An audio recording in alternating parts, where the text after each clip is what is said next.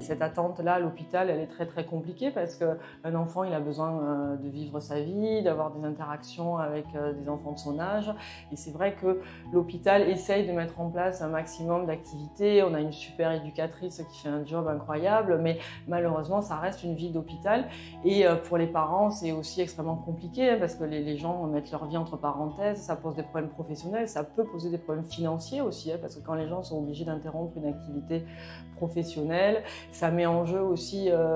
la fratrie qui se retrouve avec papa et maman qui sont plus disponibles. Enfin, c'est vraiment des situations de vie extrêmement complexes, lourdes et qui effectivement sont faites de haut et de bas parce que quand on passe 1 an dans une chambre d'hôpital emprisonné avec surtout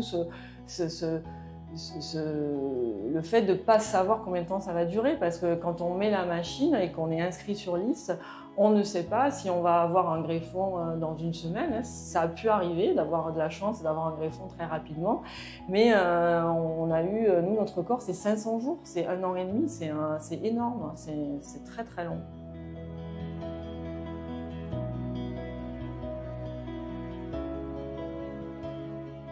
C'est elles qui permettent de sauver la vie et d'attendre la greffe, mais évidemment qu'elles ont des complications très lourdes de type accidents vasculaires cérébraux, hémorragie, infection. Et quand on est en présence d'une complication grave de cette machine, on peut décéder d'une complication liée à la machine.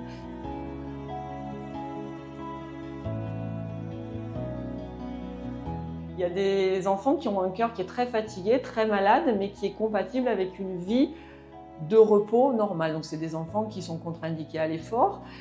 mais on sait que leur muscle du cœur il est malade, que c'est une maladie avérée qui ne va jamais s'améliorer. C'est la raison pour laquelle ils sont inscrits sur liste de transplantation parce que c'est la seule solution de leur redonner une qualité de vie normale, parce que quand on a un cœur très malade, même si on est à la maison, on peut être extrêmement limité dans ces activités, mais on peut attendre à la maison, on peut même, certains vont à l'école, et c'est des gens qui, donc on a toutes leurs coordonnées, c'est un suivi très régulier, et ils savent qu'à tout moment,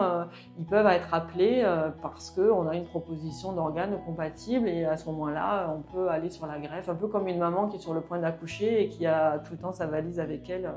prête à partir à la maternité.